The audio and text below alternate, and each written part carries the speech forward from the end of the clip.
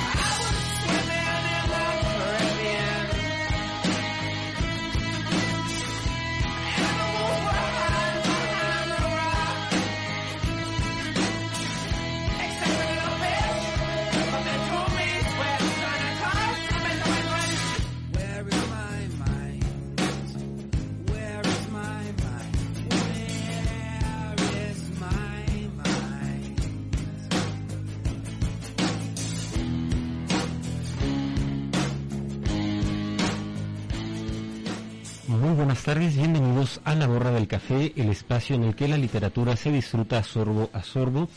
Al frente de este micrófono les saluda con mucho gusto Silvestre Canil y como siempre muy grato estar en este espacio pues dedicado a la literatura.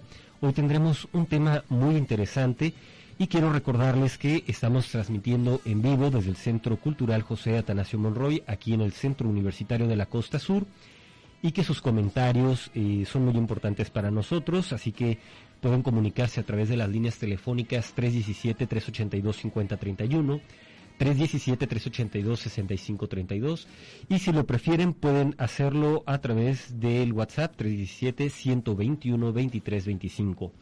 Nuestras redes sociales en Facebook Radio Universidad Autlán 102.3 FM. Por cierto, saludos a todos quienes nos escuchan a través de la transmisión. Y también nos pueden seguir en Instagram y Twitter en @Radio UDG Autlán. Agradezco a Andrea Díaz en la asistencia de producción, a Carlos Jiménez en operación técnica y también en la transmisión en redes sociales, Elia Macías Vargas en la subdirección regional. Antes de presentar a nuestro invitado de esta tarde, los invito a todos ustedes a que escuchemos la siguiente cápsula a manera de sinopsis.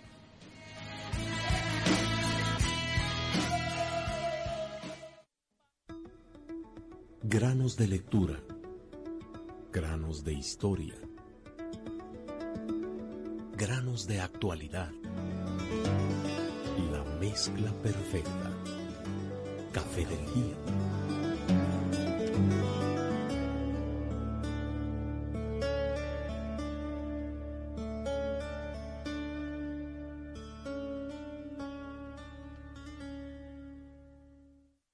Relatos del consultorio de Jaime Gómez Castañeda integra 15 casos psicológicos abordados desde la terapia Gestalt. En cada historia puede haber algo familiar con que identificarnos, ya sea para comprender, prevenir o buscar ayuda de inmediato. Entre algunos de los temas que se tocan están la falta de límites, los duelos no resueltos, la pérdida del sentido de vida, el manejo de emociones, baja autoestima, búsqueda de aceptación, relaciones interpersonales, la orientación sexual, enfermedades como el alcoholismo y la obesidad.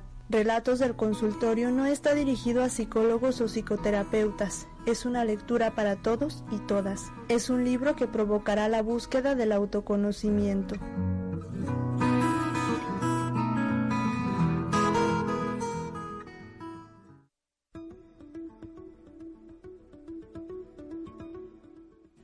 Pues bien, ese es un programa dedicado, como decíamos, a la literatura, a los libros, que, bueno, es un mundo vasto, y hemos hablado de diferentes autores y también de múltiples obras, y en ocasiones tenemos la ocasión de conversar con los propios autores del libro, del tema que abordamos, y hoy también es el caso. Nos acompaña aquí en cabina el maestro Jaime Gómez Castañeda, a quien le damos la más cordial bienvenida. Muchas gracias, Silvestre. Gracias por acompañarnos para hablar esta tarde del que es su segunda publicación, ¿verdad? Sí. Relatos del consultorio. Un tema muy interesante porque pues vamos a hablar de la psique, de la mente humana, que es algo que genera intriga, algo que también ha hecho que corra mucha tinta, ¿no? Al respecto. Así que para empezar, ¿qué le parece, maestro, si nos comenta un poco acerca de la génesis, del origen de este proyecto que se materializa en una obra publicada? Bueno, gracias y un saludo a todas las personas que nos están sintonizando. Muchas gracias por esta invitación.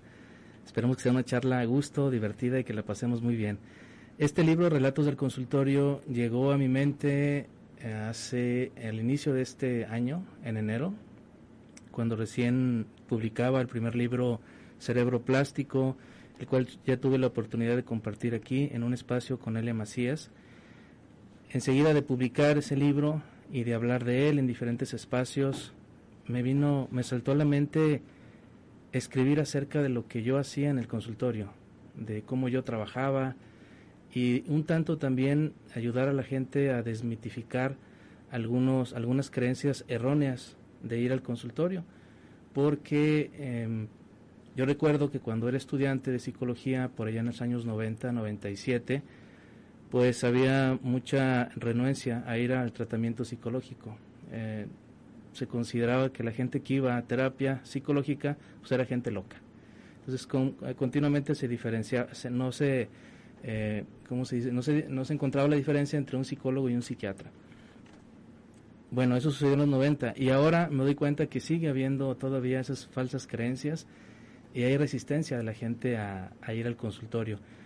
Entonces yo pensaba por allá en enero, febrero, escribir relatos para motivar a la gente a que vaya a terapia y presentar un libro que sensibilice a las personas y que les haga ver el espacio terapéutico como un lugar de encuentro con otra persona, de acompañamiento y de ayuda, y sobre todo de crecimiento personal. Entonces anduve con la idea enero, febrero y en marzo la cristalicé.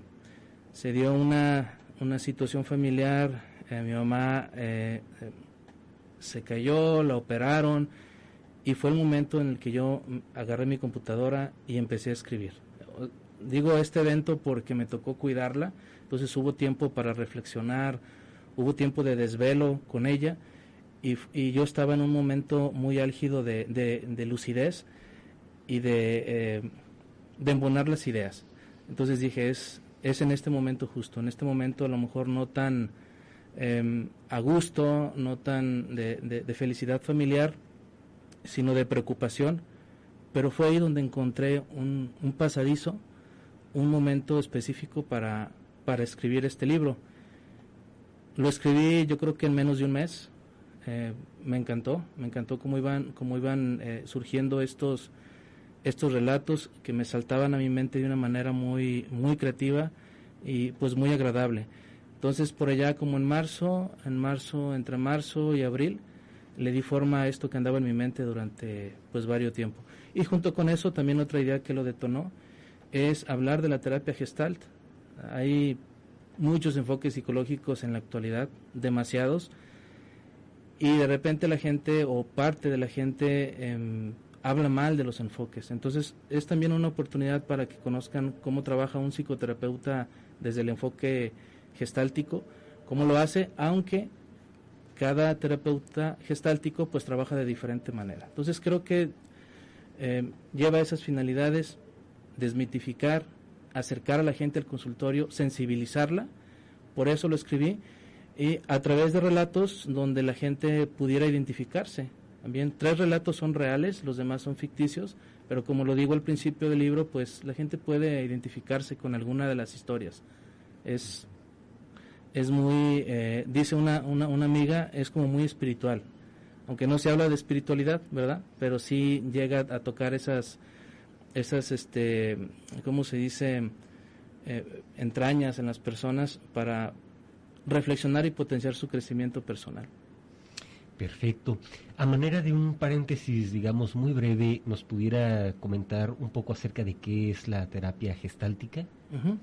La terapia gestáltica es un enfoque integrado o con influencia del budismo zen, de la fenomenología de Husserl, el enfoque de la bioenergética, de la psicología que busca la conciencia corporal, concretamente de la antigimnasia.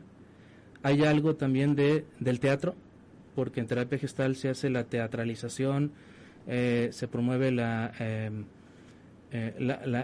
¿cómo se dice?, el actuar papeles, el representar papeles con fines netamente terapéuticos, y la terapia gestal trabaja integra todos estos elementos con el único fin de provocar que la persona sea responsable de su existencia, que no le ande echando la culpa al entorno y que acepte su responsabilidad. Junto con esto, vivir el aquí y el ahora. Ese momento, ese famoso aquí y ahora que se ha escuchado por muchos lados, todo el mundo habla de eso. La terapia gestal, por ser una terapia existencialista, nos centra en el aquí y el ahora. No podemos resolver los problemas del pasado ni los del futuro, todo se resuelve en el presente.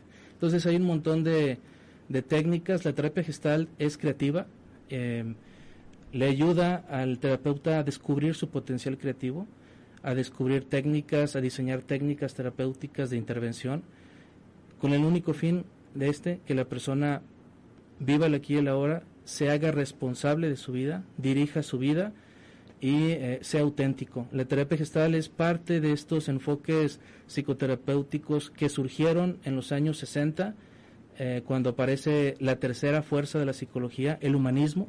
La terapia gestal entra en ese paquete junto con la logoterapia de Viktor Frankl, con el humanismo de Carl Rogers, el enfoque centrado en la persona. Más adelantito, las inteligencias múltiples de Howard Gardner, aunque no es un enfoque terapéutico concreto, pero es parte de este boom del desarrollo humano, de los grupos de encuentro de Carl Rogers y de otros más que seguramente me iré acordando, pero es en ese paquete. Yo considero que la terapia gestalt está en esta parte, llega en ese siglo, en el siglo XX, porque se dan muchas cosas en el mundo. Sí. Termina la Segunda Guerra Mundial, hay un cambio social importante a nivel político, económico, social en el mundo, se caen los principales regímenes totalitarios, fascistas, y es como un reinicio del mundo. Y junto con ese reinicio aparecen diferentes formas de ayudarle a las personas a encontrarse a sí mismos. Empieza con mayor influencia el budismo zen, las filosofías orientales, muchos enfoques terapéuticos las abrazan, muchos terapeutas se van al Tíbet, se van a regiones orientales para saber qué es eso de la meditación, qué es eso del budismo, qué es eso de las corrientes alternativas, y luego las incluyen a los enfoques terapéuticos. Por eso en terapias, los enfoques terapéuticos americanos o de este continente tienen mucha influencia de esa parte de la filosofía oriental. Entonces, en resumidas cuentas, sin alargarme más, la terapia gestal es eso. Nos dicen que más que encontrar una definición de qué es la terapia gestal, la terapia gestal te ayuda a vivir gestálticamente. La terapia gestal es una forma de vivir, ¿sí? Más responsable y más auténtica. Luego, si analizamos la terapia gestal un poquito más, nos vamos a dar cuenta que tiene influencia o que ¿cómo se dice? Tiene identidad o hay muchos conceptos que comparte con otros enfoques alrededor, pero tiene su propia mística, su propia forma de trabajar, a grandes rasgos. Perfecto.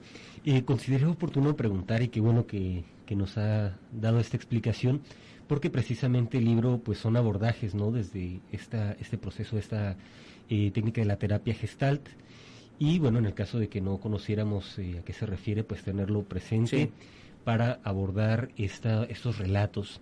Pues bien, en este programa hemos hablado, por ejemplo, de poesía, desde luego narrativa, ficción, Y en este caso, y como escuchamos en la sinopsis, no es un libro que esté dirigido a especialistas de la salud mental, sino que lo podemos leer todos, podemos sentirnos identificados, y además hay relatos que son creación literaria, que es una narrativa. Y bueno, en ese momento tenemos que hacer nuestra primer pausa, pero al regresar me gustaría que comenzáramos a platicar acerca de los relatos que encontramos en este libro. Con mucho gusto. Continuamos.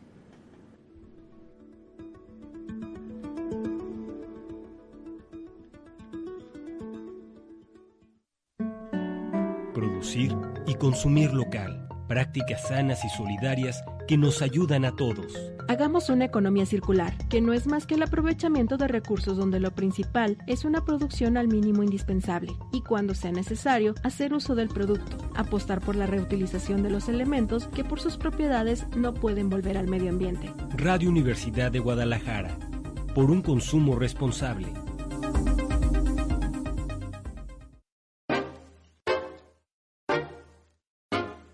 No hagas a otro lo que no desees para ti. Respeta y serás respetado. A los niños y niñas les enseñamos a mirar antes de cruzar. ¿Por qué no seguimos su ejemplo? Si eres peatón, cruza siempre por el área pintada en el asfalto para el cruce peatonal, con el semáforo en verde y mirando, sobre todo si hay también esperando niños o personas mayores. Si vas en coche, moto o bicicleta, respeta la prioridad del peatón en las franjas que indican la zona asignada para el cruce peatonal de la ciudad. Radio Universidad, fomenta el bien colectivo. Radio Universidad promueve los derechos universales. Escúchalos, conócelos y ejércelos. Todo ser humano tiene derecho en todas partes al reconocimiento de su personalidad jurídica. Todos son iguales ante la ley.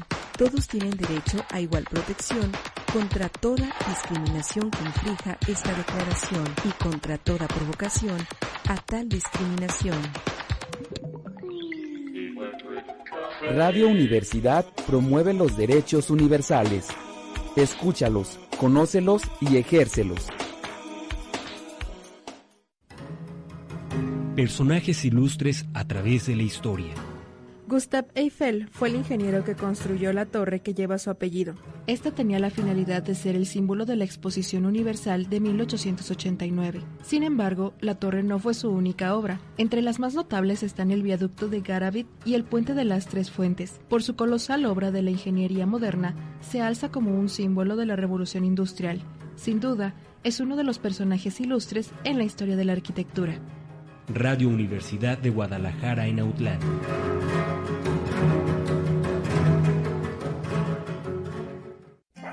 Cuida de tus mascotas.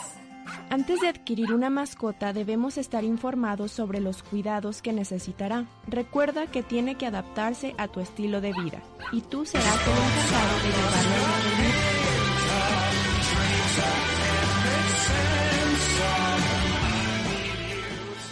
Pues bien, ya estamos de regreso aquí en La Borra del Café, el espacio en el que la literatura se disfruta sorbo a sorbo, conversando con el maestro Jaime Gómez acerca de relatos del consultorio. Por cierto, los puentes musicales que escuchamos pues están relacionados a temáticas, ¿no?, de la mente, debido a este tema que abordamos. La conversación fuera del aire también está muy interesante. Subrayaba que el libro está dirigido a todo público.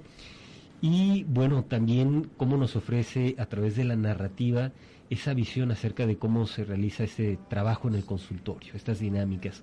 ¿Qué nos podría comentar acerca de esos relatos que encontramos en el libro? Bien, recalco lo de que este libro no es únicamente para psicólogos, psicólogas o gente terapeuta, es para todos. Tiene una narrativa bastante sencilla de comprender. Lo decíamos fuera del aire, que es como asomarnos a ver qué está pasando ahí en el consultorio. En las carreras de psicología, en los lugares donde se imparten las licenciaturas en psicología, hay un laboratorio experimental que se le llama cámara de Gesell o Gesell. Es como una cabina de radio, supongamos, y el cristal que está ahí enfrente es un tipo de cristal donde solamente se ve de allá, de la persona que está, por ejemplo, en aquel lado está la persona de producción o de operación. Esa persona solamente puede ver para acá. Es como el aula, un espacio como el que utilizan la policía, ¿no? Los Que se ven en los interrogatorios. Entonces esa es la cámara de Gesell. Psicólogos o psicólogas practicantes están del otro lado y aquí en este espacio está trabajando alguien experto o también alguien practicante y los de allá están observando y escuchando qué le dijo, cómo le dijo, mira las posiciones, mira el diagnóstico, están aprendiendo, por eso es un laboratorio experimental. Entonces, Relatos del Consultorio es como parecido a eso, es echar una mirada a cómo está trabajando el psicólogo, en este caso soy yo en acción, así me van a ver cómo yo trabajo en el consultorio, qué le dijo, cómo llegó, cómo hizo la cita. De eso hay muchos relatos donde se empieza desde cero. Mira que me recomendó fulano de tal, me dio tu número y pues quiero ver si hay un espacio para mí. También vamos a encontrar relatos donde es como la segunda, la tercera o la cuarta sesión.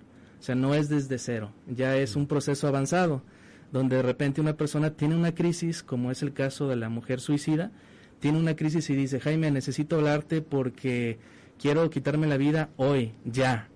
Entonces, ahí van a ver qué hago yo, qué digo, qué pasa, cómo resuelvo esa situación.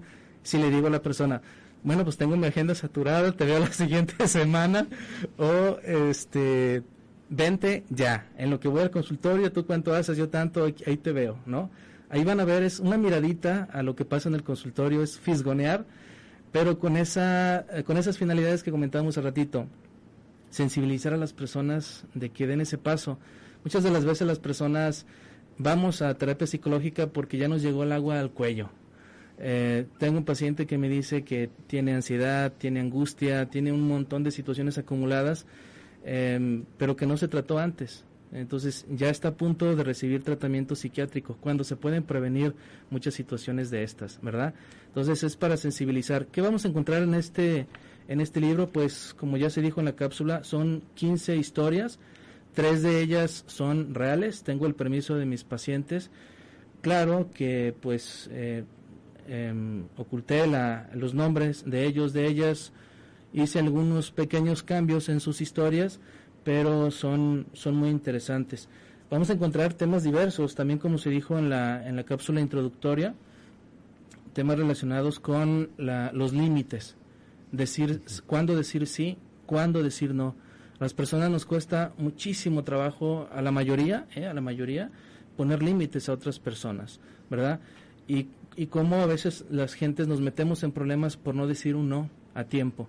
Entonces ahí vamos a ver un relato que nos va a hablar de la asertividad, esta habilidad social tan importante para poder saber decir sí cuando es sí y no cuando no es no. Vamos a encontrarnos ahí un relato relacionado con las personas adictas al trabajo, las personas que solamente piensan en trabajar, ¿sí? Yo pienso que aquí me proyecté, ¿verdad? Porque yo soy una de esas, pero workaholic, ¿verdad? Sí, claro. Pero también escribir un libro, quiero decirles que es terapéutico, ayuda mucho a llevar nuestro cerebro a un alto rendimiento, a desarrollar otros procesos cerebrales muy padres, a desahogar. He escuchado en la semana de parte de un amigo escritor que es tanatólogo, que le recomendó a una de sus pacientes escribir un libro, ¿no?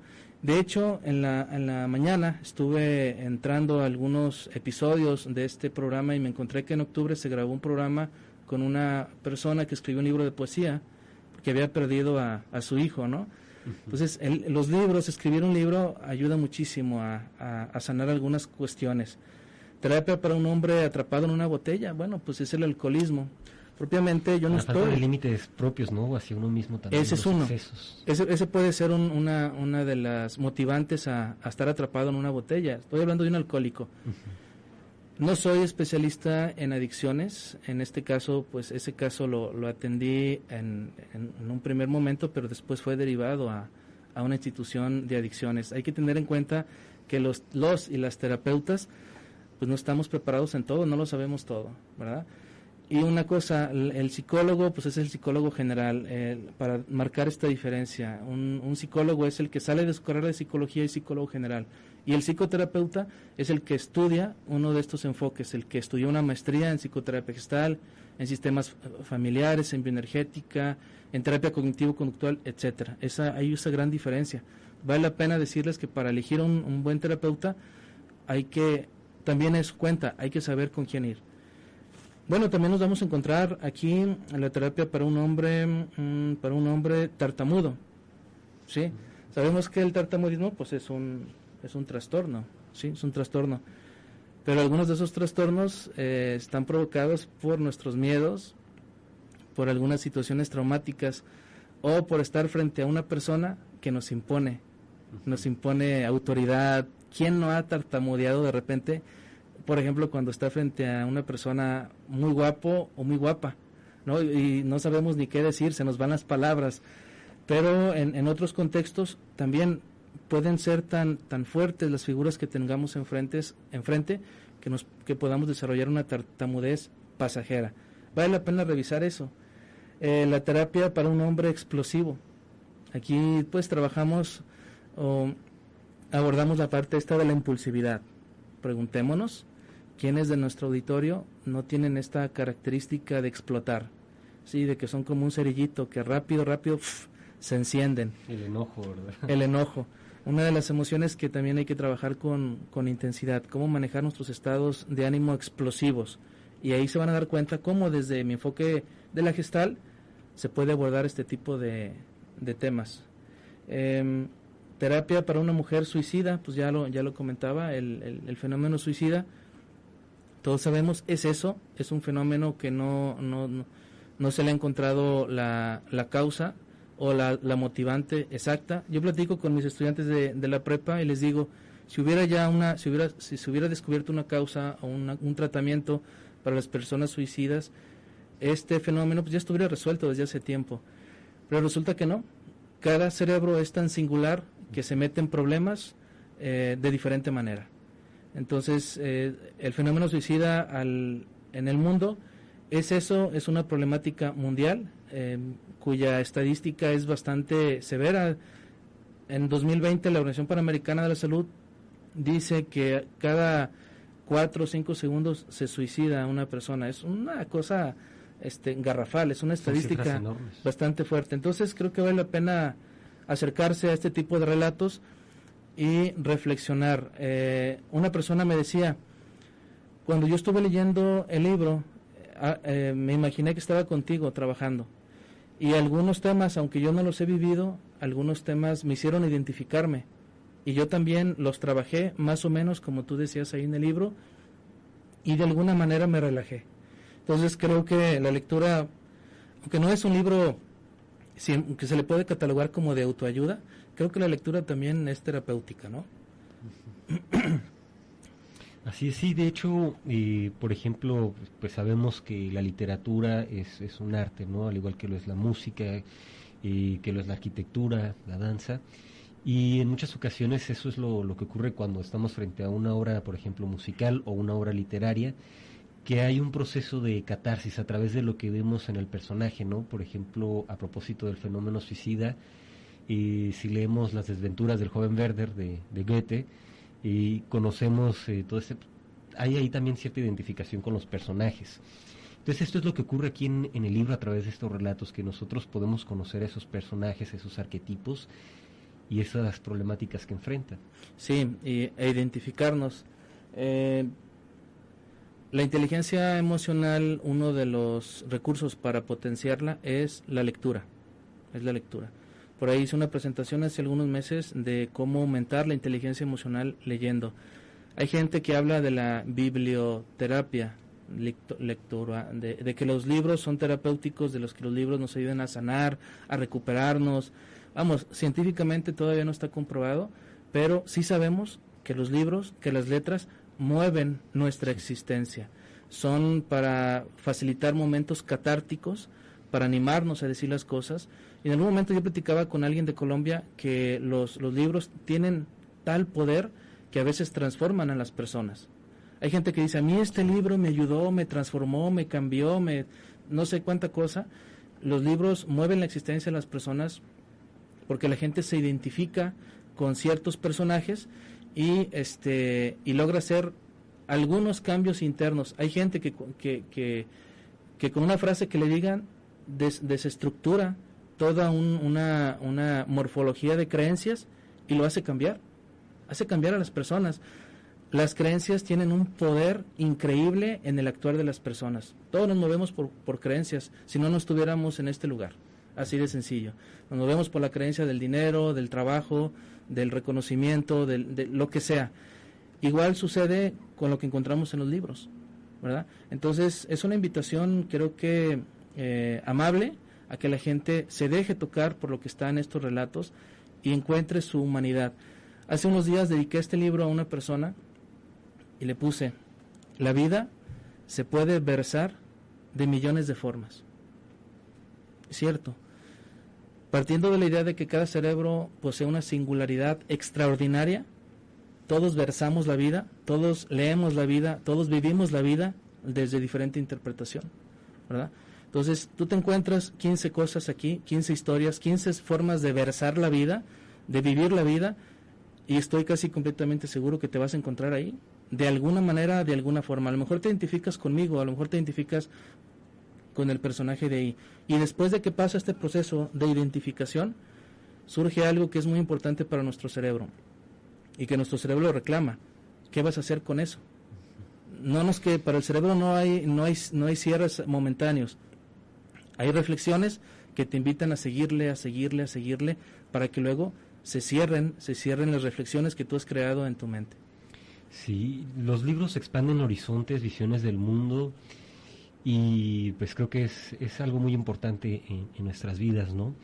Tenemos que hacer nuestra segunda pausa, pero antes, comentar que ha traído un obsequio, ¿verdad?, que es un ejemplar del libro, y se los comentamos a todos ustedes. Escríbanos en la transmisión de vivo de Facebook, envíenos un WhatsApp o llámenos para participar por el ejemplar que nos regala el maestro esta tarde.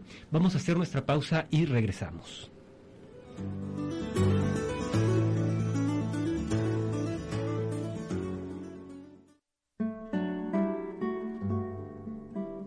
Un espacio para disfrutar a sorbos la literatura, la borra del café.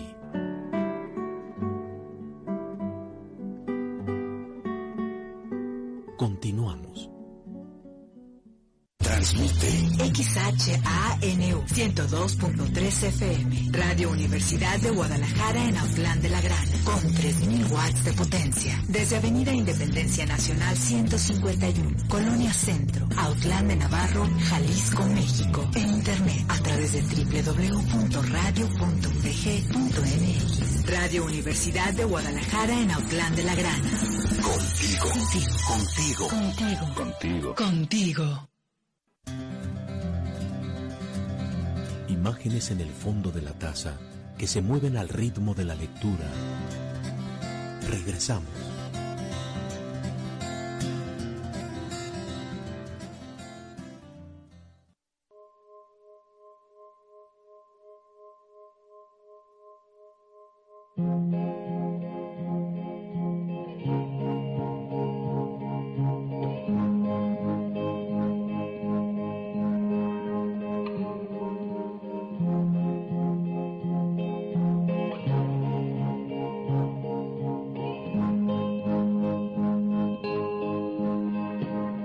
Should have stayed were the signs I ignored.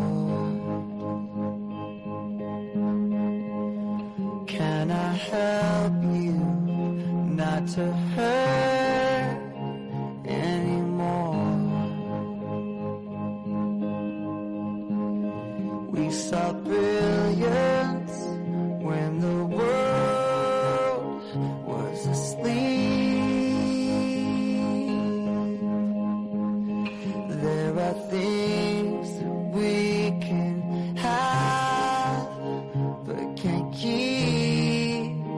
If they say, who cares if one more light goes out in the sky of a million. Ya estamos de regreso en la borra del café. Estamos conversando con el maestro Jaime Gómez sobre su obra Relatos del Consultorio. Recordarles nuevamente, lo decíamos antes de hacer la pausa, que nos ha traído como obsequio un ejemplar. Pueden participar ustedes por él escribiéndonos aquí en la transmisión de Facebook o enviándonos un WhatsApp 317-121-2325 o llamando a nuestros teléfonos. Estamos también aquí atentos a sus comentarios. Por cierto, tenemos uno aquí en la transmisión de Facebook. Andrea Lima MO saluda, dice: saludos, profe Jaime. Nos están aquí escuchando en la página de Facebook. Pues bien, ya tenemos esta, digamos, panorámica acerca de las temáticas que se abordan, ¿no? Uh-huh. Y estas vivencias de los personajes en estas facetas. Pero quizá conocer un poco más acerca de esas historias y de esa narrativa en esos micromundos que encontramos, por decirlo así. Claro que sí, bien dicho, micromundos, para que se animen a adquirir el libro. Vamos a encontrar un relato que se llama La terapia para un adolescente que no sabía si era lesbiana. Entonces aquí hablamos de cómo puede ser el acompañamiento para lograr la identidad sexual. En esta etapa de la adolescencia es cuando explota el cerebro, metafóricamente hablando, del adolescente, cuando empieza a cobrar más conciencia a su alrededor y ya empieza a querer tomar sus propias decisiones. La mamá o el papá le dicen: ponte esta ropa, y el adolescente pues ya no, dice no me gusta. Entonces ya empieza a incidir sobre sus decisiones y empieza a tratar de tomar el control de su vida. Empieza. Y la identidad sexual también aparece con mayor fuerza.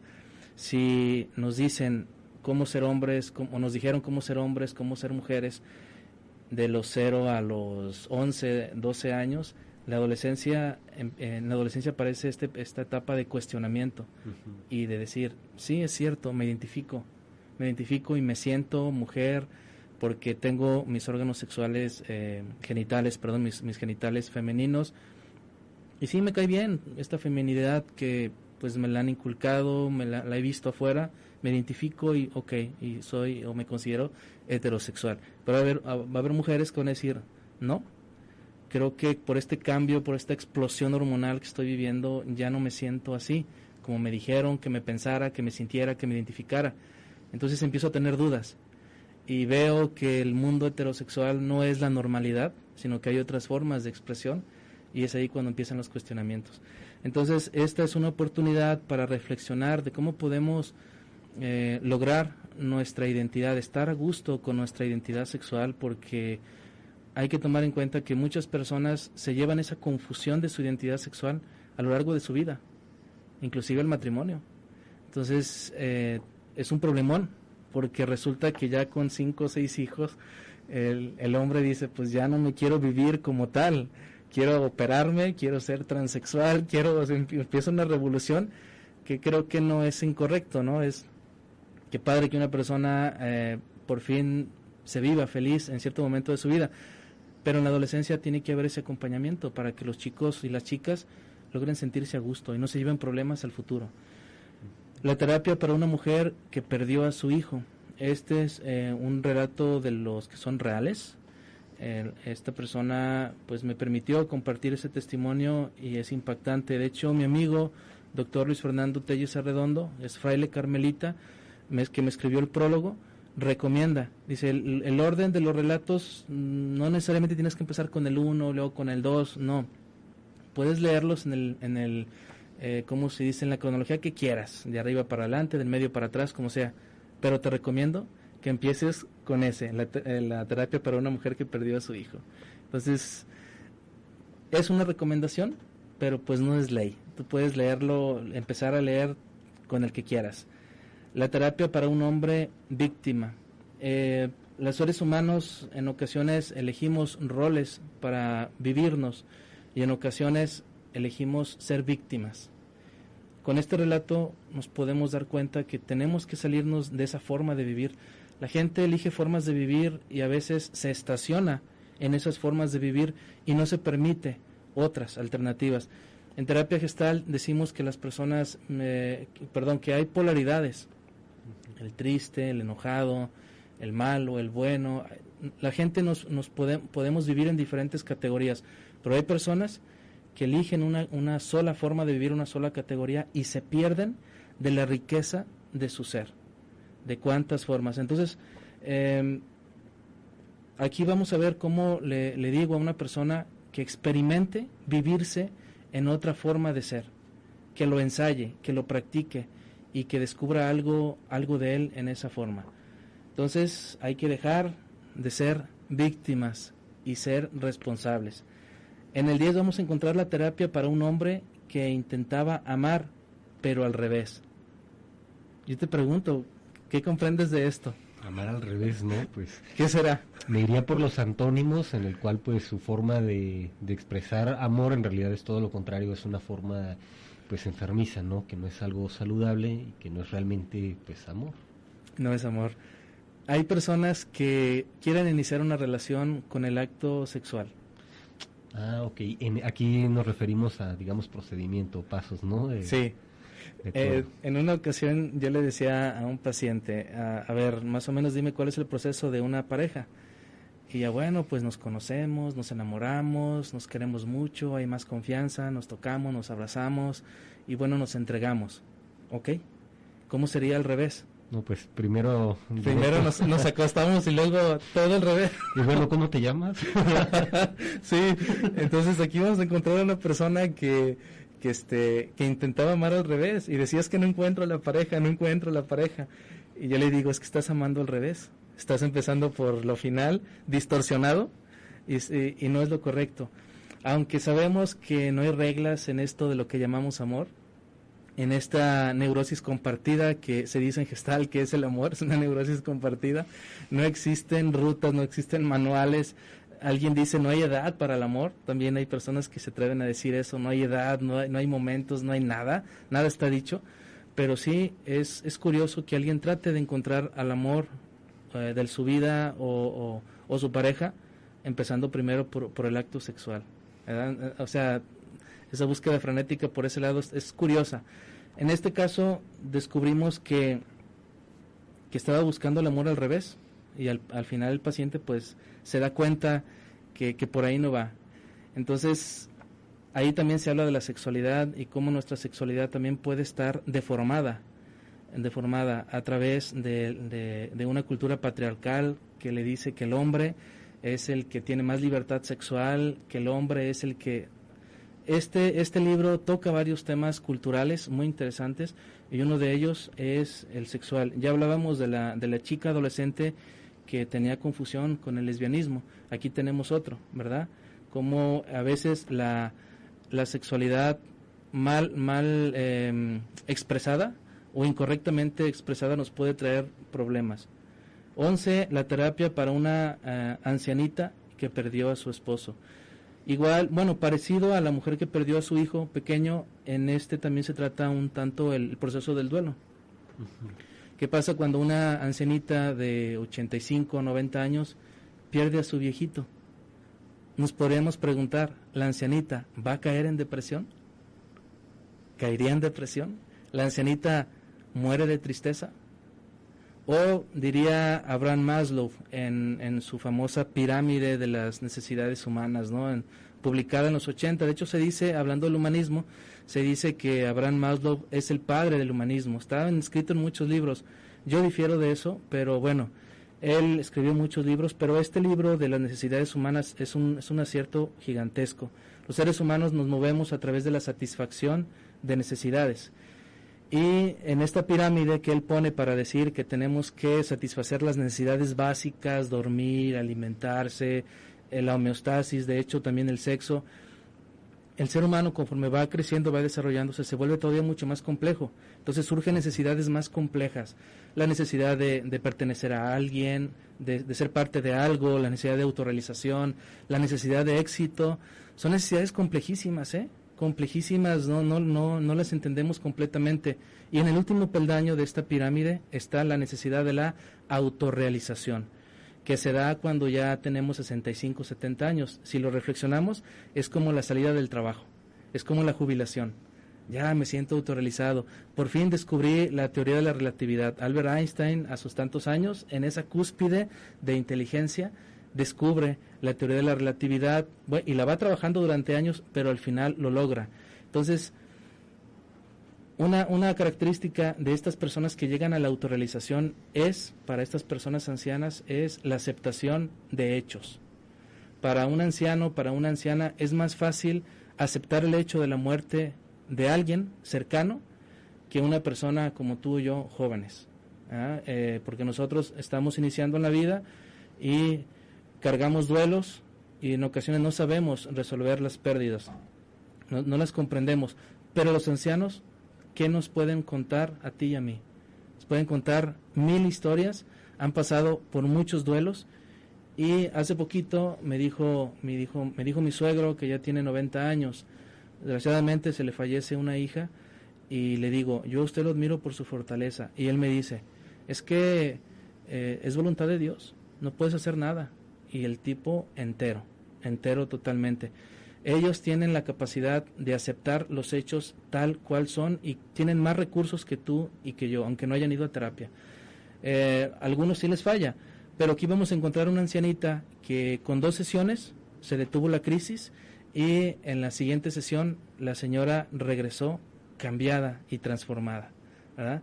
En ocasiones hacemos intervenciones en crisis muy atinadas que ayudan mucho a que la persona siga creciendo. Ahí se van a encontrar este relato relacionado con el duelo en ancianos, pues estamos hablando, ¿no? Uh-huh.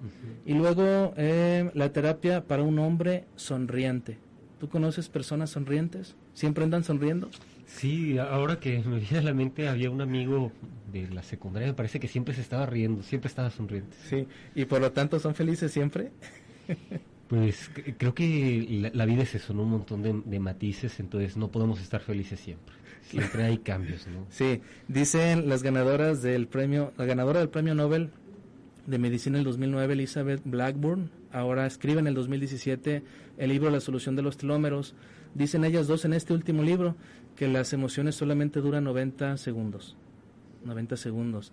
Escribí hace poquito en mi blog un artículo relacionado con esto que le llamo 90 segundos para sentir.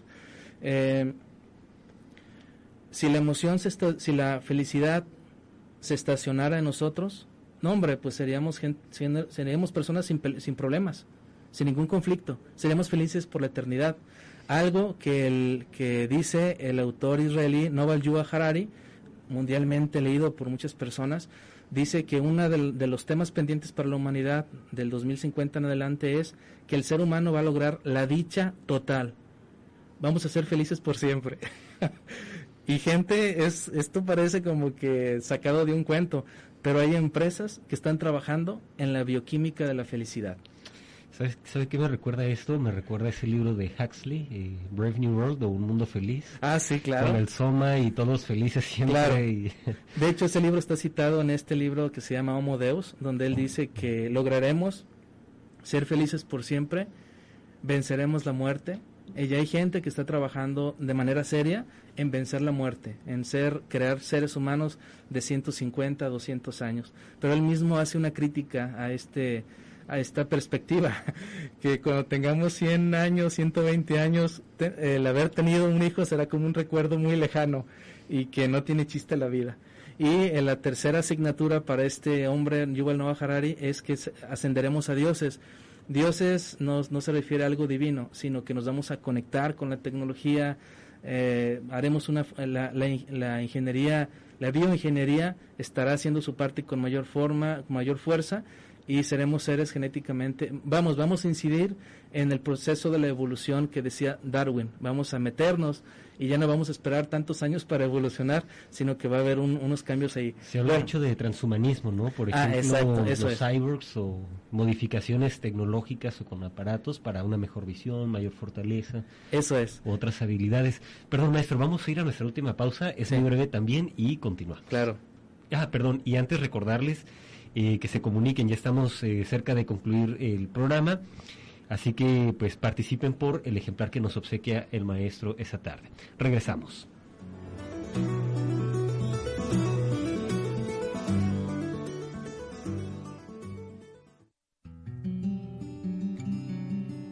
Deleítate con el aroma y el sabor de una buena taza de literatura, La Borra del Café.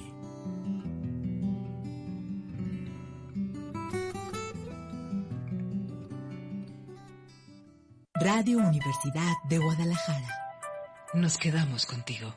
La 41 Zona Militar, por conducto del 102 Batallón de Infantería, informa a los jóvenes de la clase 2003 y remisos en edad de cumplir con sus obligaciones militares que se llevará a cabo la fase de reclutamiento del Servicio Militar Nacional los días sábados y domingos del mes de enero del 2022, en el horario de 8 a 13 horas, en las instalaciones del 102 Batallón de Infantería. Los interesados deberán acudir con fotocopia de acta de nacimiento, credencial del INE, CURP y comprobante de domicilio. Radio Universidad de Guadalajara en Autlán. Radio Universidad de Guadalajara. Contigo.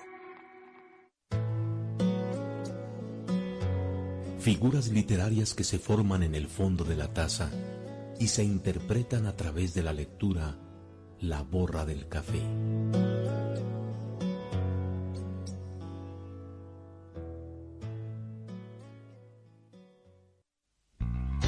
Cobaya mental, a quien todo el mundo daba por muerto, incluso tú. Al resucitar, se dio cuenta que salía del parking de un hospital. Su madre conducía con sonrisa Prozac, el hermano andaba inquieto en el asiento de atrás.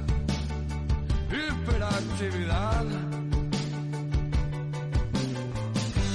Qué despertar, qué insolente es la mañana que nos regala el sol. Tanto quiero probar que ni en 1000 vidas podría saciar mi sed de acción.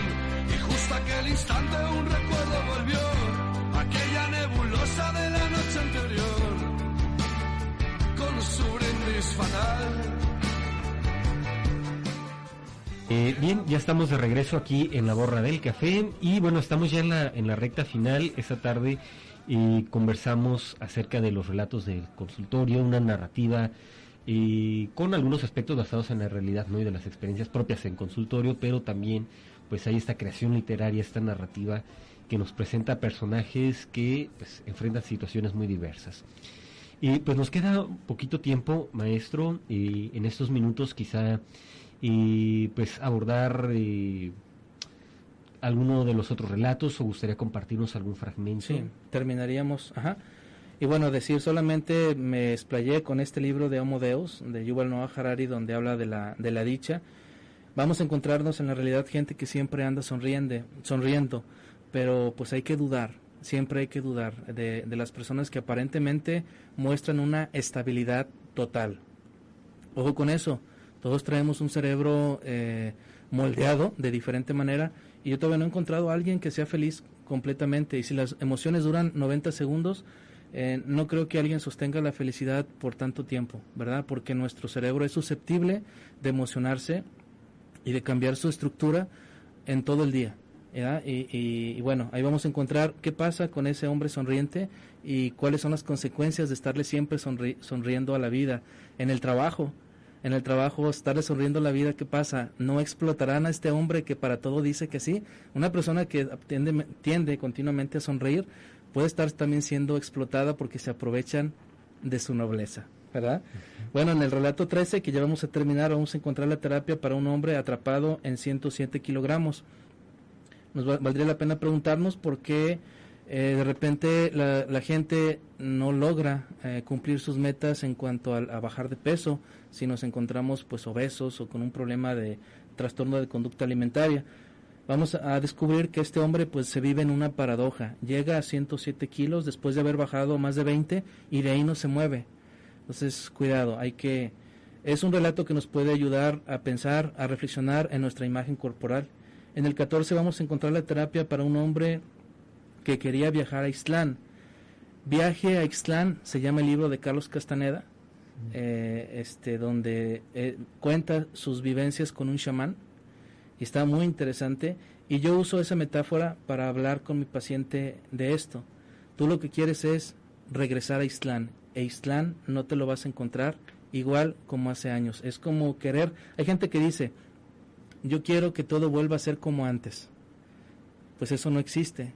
No existe porque tú y yo, que empezamos el programa hace algunos minutos, ya no somos los mismos. Ya sufrimos una modificación cerebral a nivel molecular increíble, impresionante, que ni siquiera nos damos cuenta de eso.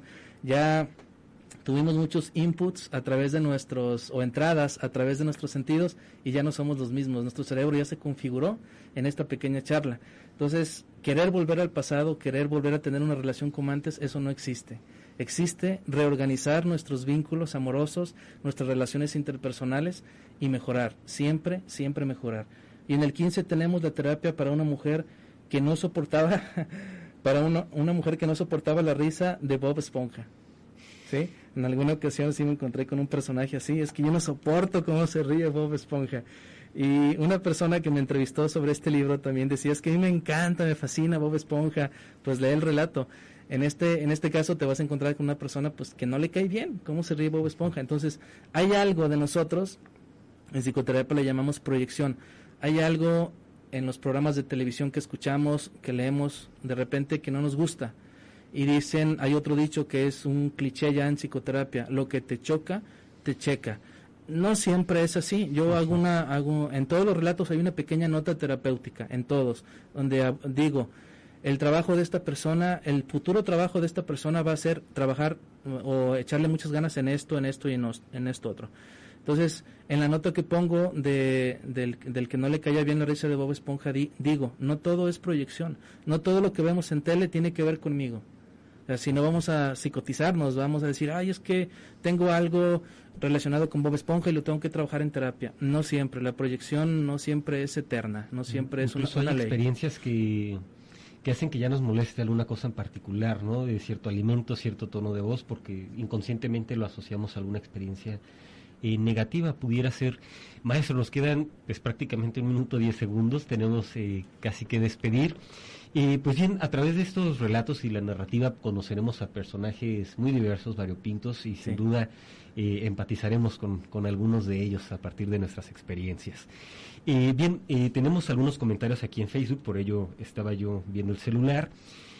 Connie Franco envía saludos. Cato Castañeda comenta, esperando con ansias todos los que están a las puertas de próximas publicaciones, y también comenta, poco a poco todos sabrán de sus grandes obras. Pues un lector asiduo según puedo notar.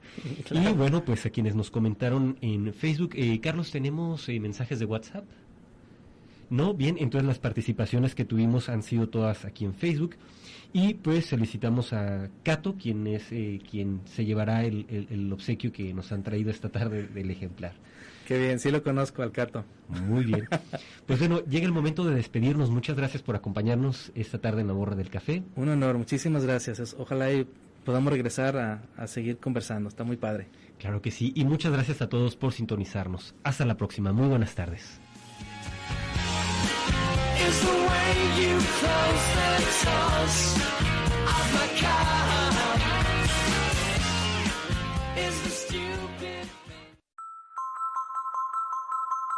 Gracias por escucharnos. Hasta la próxima. Nota del autor.